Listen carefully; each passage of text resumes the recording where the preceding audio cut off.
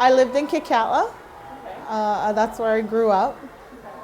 And like I say, I moved here for school and I just never left. Working here in the cannery is what I did for my living, and I also went fishing before we got our own boat, my husband and I fished with my dad. We packed. Used to go out packing. We used to pick up the gill netters who caught their fish. We'd take their fish on so they can go right back out onto the grounds. So our boat was loaded with everybody's fish. Yeah. We used to teach my son Charlie right from when he was a little boy. We'd show him who Mel Bishop is, and we'd be like, "See that man?" He's like, "Yep." And we're like, "That is your God." That is your coaching God. That is your basketball God. That is who's going to coach you when you're young.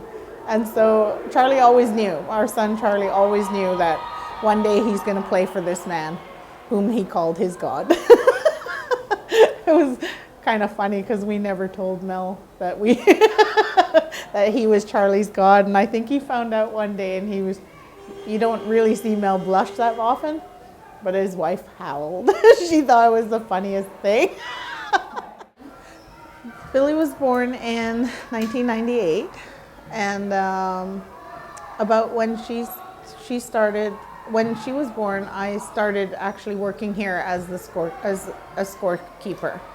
I was just a replacement, honestly, to help out the guys, because my husband actually did it.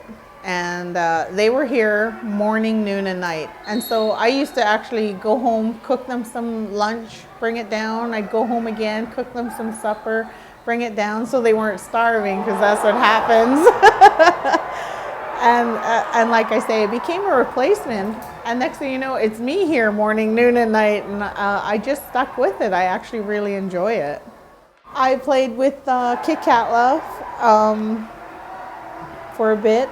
But I also played with Rain. My last years I played with Rain, Prince Rupert Rain. And I was very grateful they asked me to play for them. I had a lot of fun with it. I got two championships out of it, so I was happy. When it was time for sign up, they needed coaches. And I threw my husband in there. I'm like, "Oh, my husband will coach." I actually threw him into reffing first. I know he's a referee.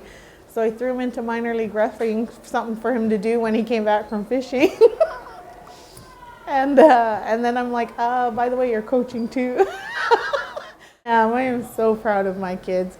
And it's not even just my own children, like all the kids that we've dealt with our teams that we've ever had.